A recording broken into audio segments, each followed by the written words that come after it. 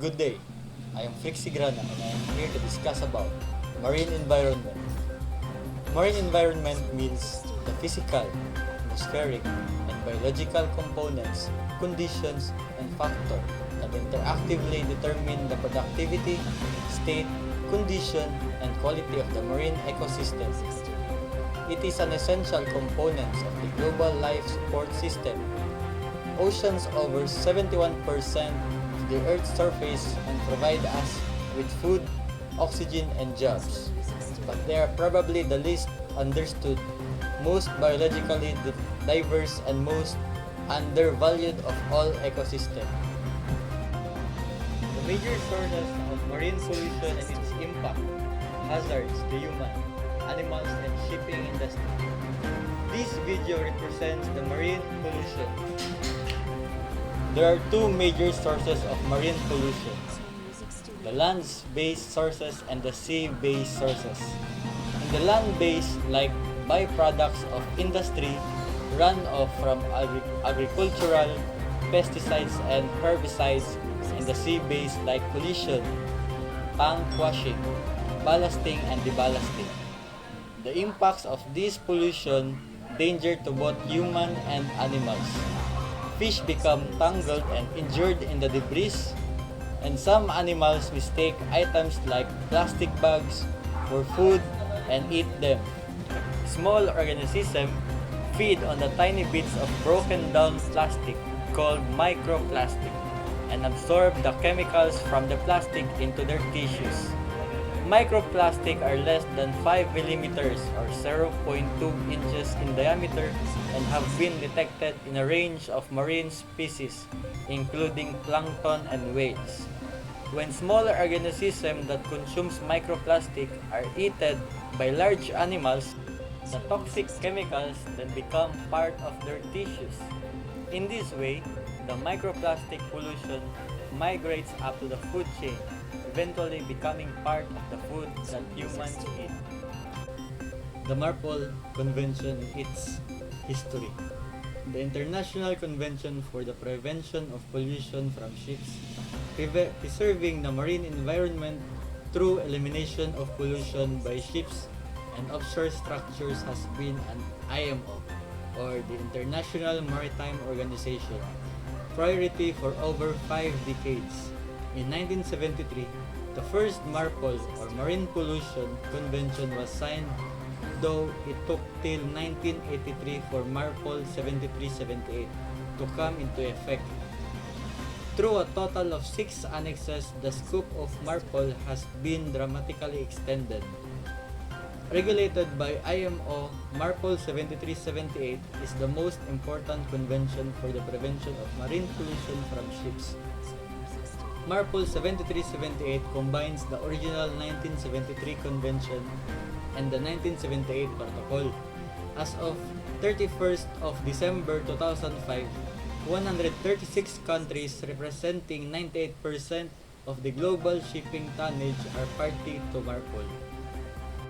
These are the 6 annexes implemented by marine pollution. First, the Annex 1, Prevention of Pollution by Oil. The first annex came into force on 2nd of October 1983 and details the requirement to prevent pollution by oil and oily materials. Construction requirements for oil tankers included segregated ballast tanks, the limitation of the size of cargo tanks, double hull and bottom requirements, and requirements related to pumping and pipping. Annex 2, Prevention of Pollution by Noxious Liquid Substances or NLS in bulk. The NLS are categorized in minor hazards and major hazards, the discharge of the latter being prohibited. The remaining category of other substances concerns substances that do not present harm to the marine environment. Annex 3, Prevention of Pollution by Harmful Substances in Package Form. Harmful substances are substances identified as marine pollutants in the IMDG or International Maritime Dangerous Goods Code. MARPOL poses strict requirements on packages which must be durable, markable, and labeled. The annex deals with documentation, stowage, quantity limitation, and compliance. Annex 4, Prevention of Pollution by Sewage. This annex deals with the sewage system, the control of the discharge and reception facilities. Annex 5, the Prevention of Pollution by Garbage. With the increased attention of plastic pollution, this annex is highly relevant in this respect. Disposal of all plastic into the sea is prohibited, depending on the distance from land. The distance depends on the material. Disposal of other garbage such as food waste, paper products, glass, and metal may be permitted if ground. Particle sizes may not exceed a 25 mm diameter. Disposal from fixed or floating platforms and form ships within a 500-meter perimeter of such platform is prohibited, with the exception of ground food waste. And lastly, Annex 6, Prevention of Air Pollution. This particular annex came into force on 19th of May 2005 and was ratified by 88 IMO member states by September 2017. The annex was amended in 2008, introducing even stricter emission regulation as from 1st of July 2010.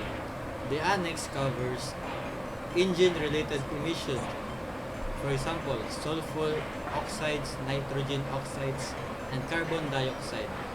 Second is cargo-related emissions, for example, due to volatile organic compounds.